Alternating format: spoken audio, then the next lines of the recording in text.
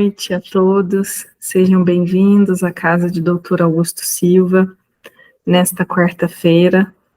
Hoje nós vamos conversar sobre o otimismo do nosso coração, e aí nós trazemos essa imagem de Jesus, né, com tão belas flores em suas mãos, nos demonstrando o quanto é importante nos mantermos sempre otimistas, positivos.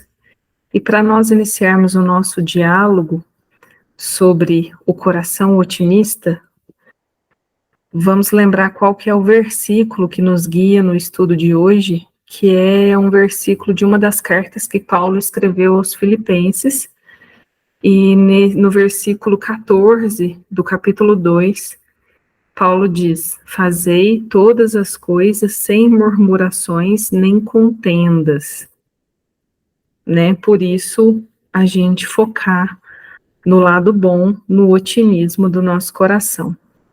E aí, para isso, eu gostaria de trazer aqui primeiro uma breve história, que talvez alguns já tenham ouvido a respeito, a comparação entre a mosca, ali a imagem à esquerda, e a abelha, a imagem mais abaixo à direita. A mosca é extremamente conhecida por, mesmo entre locais que estejam extremamente floridos e perfumados, mas pela natureza dela, pela natureza do que ela executa, né, no meio ambiente, ela sempre vai acabar por buscar os lugares que estão mais sujos, o lixo, elementos orgânicos que estão em decomposição. Esse é o foco da mosca. E o foco da abelha são as flores. Mesmo que ela esteja em um pântano, num lugar escuro, num lugar extremamente sujo, a natureza da abelha é buscar pelas flores. Até porque e aí cada um, né, desses elementos da natureza tem a sua estrutura, inclusive a sua estrutura física, adaptada para o que vai executar. A abelha, por exemplo, ali em uma das suas perninhas, ali a última ali atrás, ela é onde ela carrega o pólen, que ela vai buscar na flor e que ela vai utilizar lá na colmeia para a produção do mel e do própolis. E aí a mosca também vai ter a sua atividade junto à decomposição desses elementos. Mas trazendo para a nossa tarefa, o nosso trabalho, aquilo que Jesus veio nos mostrar e nos ensinar, Jesus que nos falou sempre tanto do amor e da boa vontade, de termos bom ânimo. Naturalmente Jesus nos demonstra que a nossa natureza, aquilo a qual todos nós fomos destinados, e aí lembrando todos nós enquanto espíritos estamos destinados ao bem e ao amor. Por isso, Paulo nos chama a atenção para fazer tudo sem queixumes, murmurações. E vejamos o que temos pela frente. A obra que traz o estudo desse versículo é o capítulo 75 da obra Pão Nosso, e o capítulo se chama Murmurações. E o Emmanuel inicia dizendo: nunca se viu contenda que não fosse precedida de murmurações inferiores. Nunca se viu, né, debates, diálogos, brigas, discussões que não começasse por alguma murmuração, alguma queixa inferior.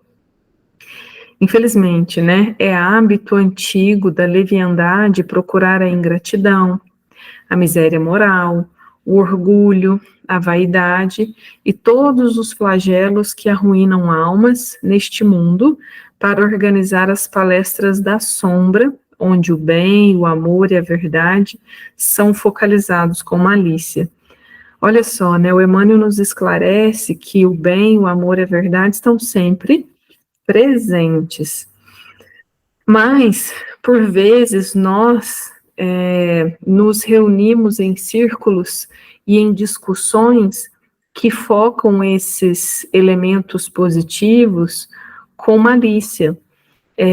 distorcendo tudo isso e acabamos levantando questões voltadas para a ingratidão, para a miséria moral, para o orgulho, para a vaidade e direcionando os nossos diálogos para um clima escuro, para um clima sombrio, para algo que de fato não faz bem. E aqui nós gostaríamos de deixar claro que a questão não é fechar os olhos para o que nos acontece ao redor, que muitas vezes é complicado, sim, não é deixar de dar atenção para as coisas erradas que de fato acontecem, tudo isso precisa ser verificado, corrigido, trabalhado, mas onde houver amor, bem e verdade, que a gente saiba reconhecer esses valores que são eternos na humanidade, que a gente saiba buscar trazer à tona de cada um, de si mesmo e de cada um que está ao nosso redor, trazer o melhor de que todos têm. Está bem? Vejamos o que mais o Emmanuel nos diz. Quando alguém comece a encontrar motivos fáceis para muitas queixas, é justo proceder a rigoroso autoexame, de modo a verificar se não está padecendo da terrível enfermidade das murmurações. Pois bem, nós colocamos, que é justo e compreensível que a gente visualize as questões erradas e complicadas e que a gente as denuncie, que a gente converse sobre elas, que a gente trabalhe por resolvê-las. Mas veja como a Emmanuel coloca, quando a gente começa por qualquer coisa, por qualquer questão, elaborar queixas e reclamações, é que a gente comece a prestar mais atenção e fazer uma autoanálise no sentido de, talvez, infelizmente, descobrir o que ele chama de enfermidade das murmurações. É uma enfermidade. Emmanuel não fala nem que é uma mania, é uma questão. A gente chega num nível de adoecimento e de começar a vivenciar todas as questões do nosso dia a dia entre queixas, entre reclamações, sem buscar, sem o menor esforço de enxergar o que há de bom, o que há de positivo, quanto que algumas questões nos fazem crescer, e a gente começa a olhar só para o lado negativo de tudo. E aí a importância da gente fazer essa autoanálise também no que diz respeito às quantas queixas nós temos feito. A Meimei, nesse sentido, e quando a gente começa a se queixar demais, ela faz a seguinte colocação no livro Somente Amor, capítulo 3, que se chama A Mensagem. Sempre que não puderdes auxiliar-vos uns aos outros, não vos queixeis de ninguém. Olha só, a gente vivencia muito disso no nosso dia a dia, às vezes no lar, às vezes no trabalho, às vezes na rua, às vezes em situações nas quais nós estamos distante e não temos alcance material, não temos como interferir materialmente. Mas eu gostaria de dizer principalmente daquilo que está mais próximo de nós, no nosso dia a dia, no nosso trabalho, no qual, se eu não tenho condições de ir lá, modificar, ajudar, fazer diferente, fazer melhor, então que eu não aponte, não queixe, não aponte defeitos ou excessos de reclamações em relação ao que os outros estão fazendo. Outras pessoas estão tentando fazer a sua parte. Se eu não tenho condições de ajudar ou de fazer melhor, ajudar ali, de pôr as mãos e auxiliar e fazer melhor, então que eu entre em prece, que eu eleve o meu pensamento e peça auxílio aos espíritos protetores que sempre nos inspiram para chegar àqueles corações e encorajá-los e fortalecê-los para que a tarefa como um todo se desenrole de uma forma melhor e mais produtiva. E assim nós estaremos auxiliando sempre, Mas não mirarmos em queixas descabidas ou exageradas. É um puxão de orelha esse da Meimei com a gente. O Emmanuel, no livro de respostas, ele faz uma comparação, né? Ele mostra um diálogo belíssimo, poético, de um pomicultor, né? De um produtor de frutas e uma árvore. Ele diz o seguinte: certo pomicultor surpreendeu-se lamentando ao pé de grande laranjeira. E meus prejuízos, meu dinheiro, como recuperá-lo? Quem fará isso por mim? Assombrado, notou que a árvore lhe respondeu: até hoje, meu senhor, nunca soube quem me apanhou os frutos e me talou as flores, quem me decepou os ramos e levou para longe as minhas essências, mas sei que alguém me renova todas as forças, auxiliando-me a produzir. Na natureza da qual a gente, em geral, somente colhe, e às vezes, além de só colher, a gente não cuida, a gente descuida, nós vemos o quanto que a natureza segue produzindo, não para.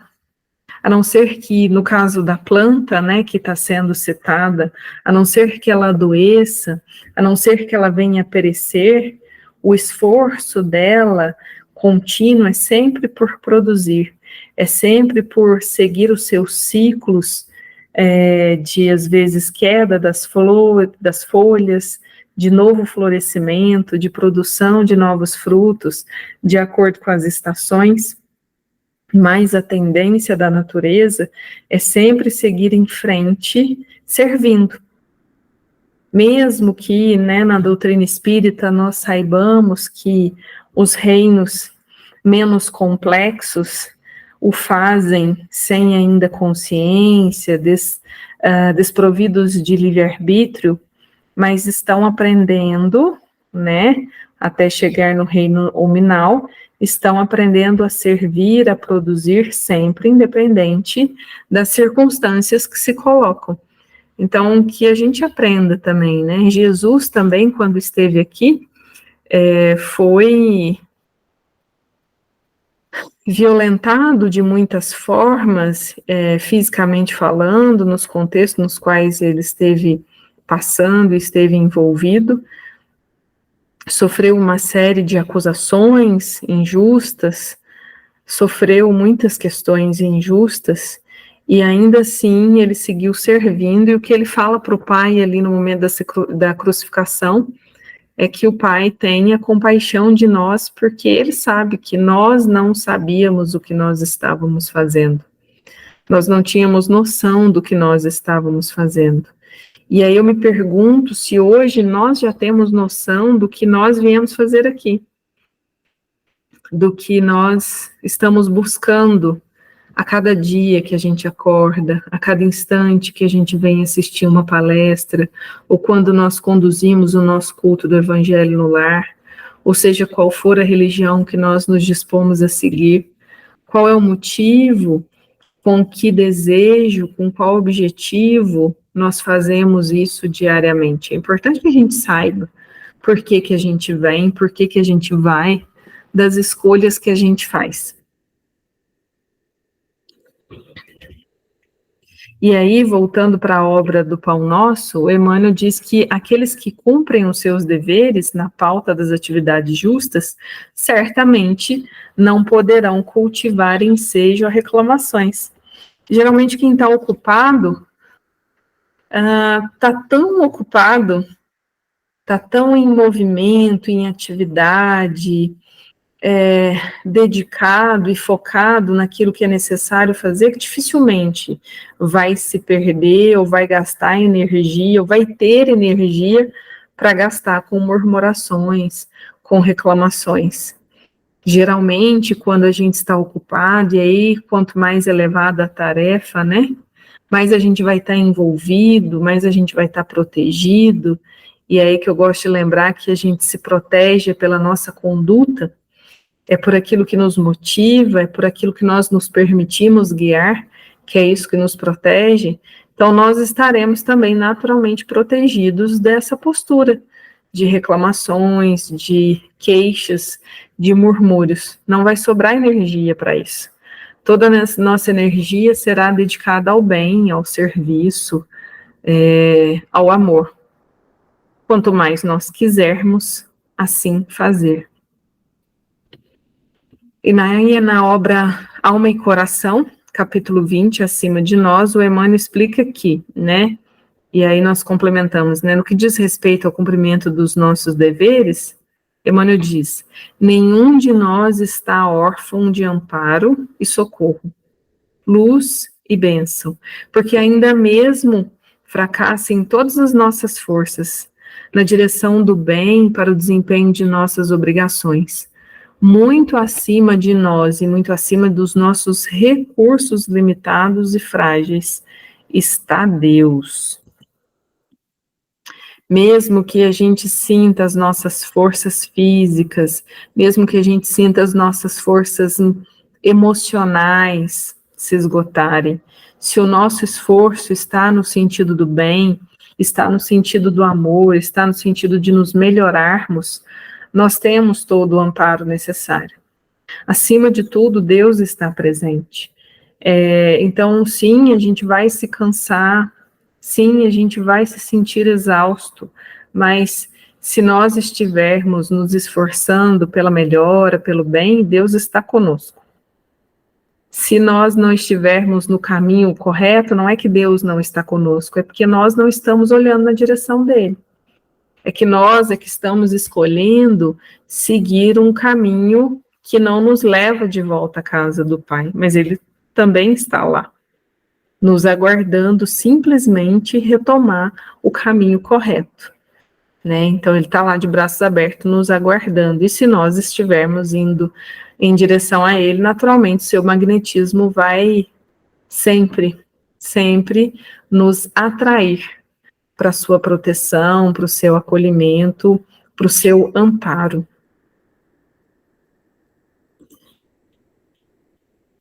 É indispensável conservar-se o discípulo em guarda contra esses acumuladores de energias destrutivas, porque, de maneira geral, sua influência perniciosa invade quase todos os lugares de luta do planeta, né?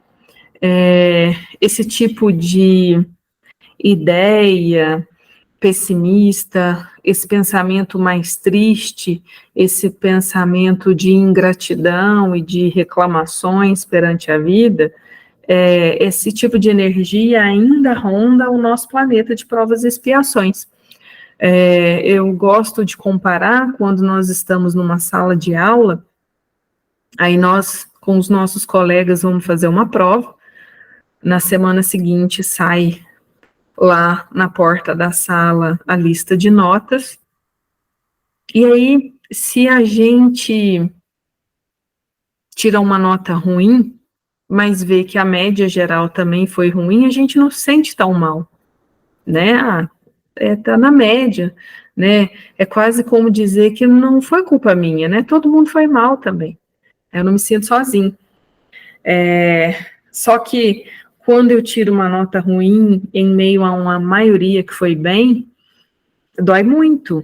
E aí eu quero companhia. E aí eu vou, né, na minha imaturidade, na minha infantilidade ainda presente, eu vou buscar meios e formas de trazer todo mundo ali para o meu lado, para eu não me sentir tão sozinho. É como se esses espíritos e essas vibrações buscassem brechas e meios para ter acompanhantes. E nós estamos aqui, sofrendo essa influência, mas nós é que escolhemos se nós vamos ou não abrir a porta do nosso pensamento para receber essa influência. Então, tudo vai depender de a qual energia nós dedicamos o nosso coração, o nosso pensamento, as nossas emoções. Por isso a autoanálise é tão importante, para a gente verificar quais emoções estão passando por nós ao longo do dia e começarmos a nos disciplinar em relação a algumas delas, né? Algumas emoções que nos façam mal. É importante que nós tenhamos inteligência emocional para lidar com os contextos, com as situações, e não nos deixar levar por isso e acabar por sermos mais influenciados do que donos das rédeas das nossas escolhas. Porque quanto mais nós formos abrindo porta para isso, né, para essas ideias perniciosas, menos poder sobre a nossa própria vida nós teremos.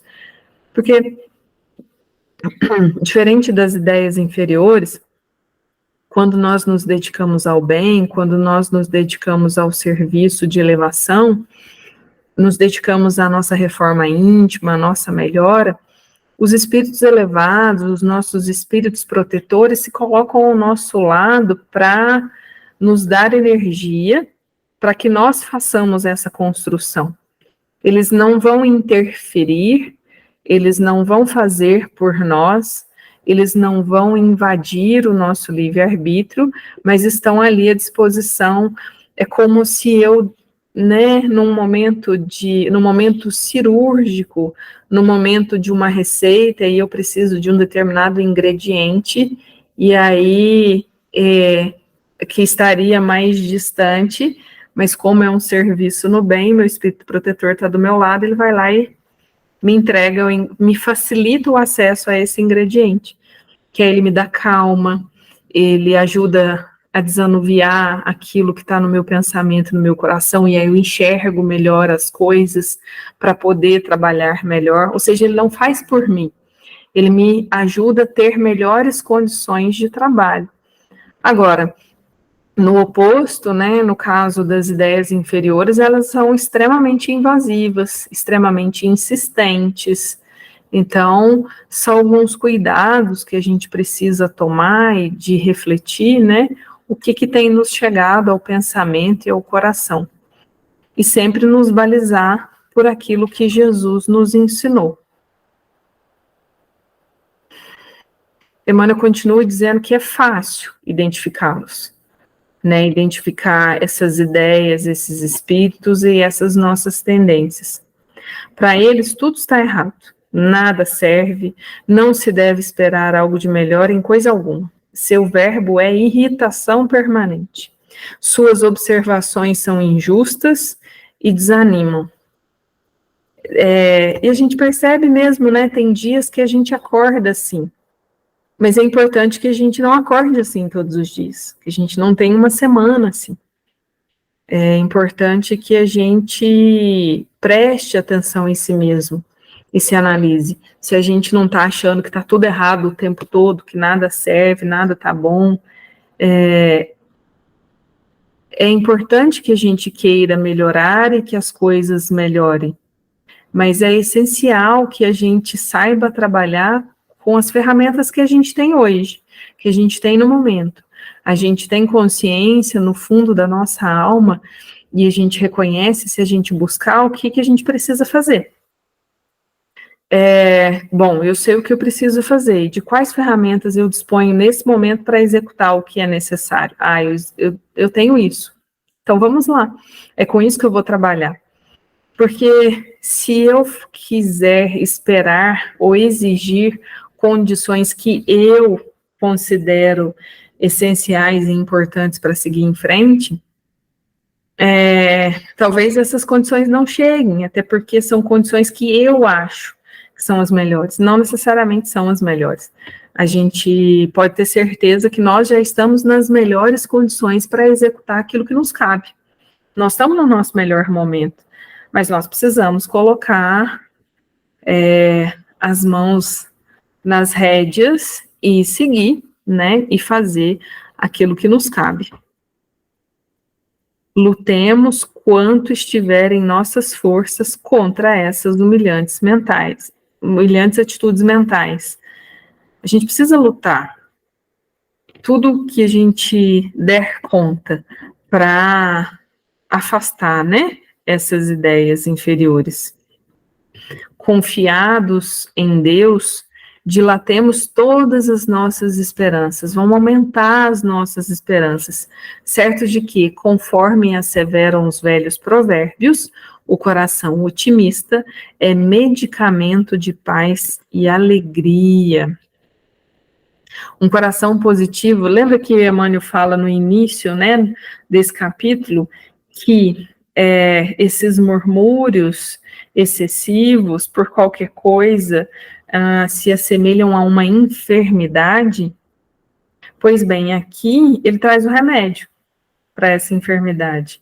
O coração otimista é medicamento de paz e alegria. A fé no futuro, a positividade, mais do que isso, é saber que o bem prevalece, é saber que todos nós estamos destinados ao amor e à elevação, cada um no seu tempo, mas todos nós estamos destinados a isso, né? É saber quando nós elevamos os nossos pensamentos e vamos fazer uma oração, tal como o Pai Nosso, né? Como gostamos de lembrar, né? Além de estarmos pedindo ao Pai, estamos pedindo a um Pai que é nosso, ou seja, a um Pai de todos nós. Todos nós aqui somos irmãos em aprendizado. Somos alunos desse Mestre Jesus e filho do mesmo Pai.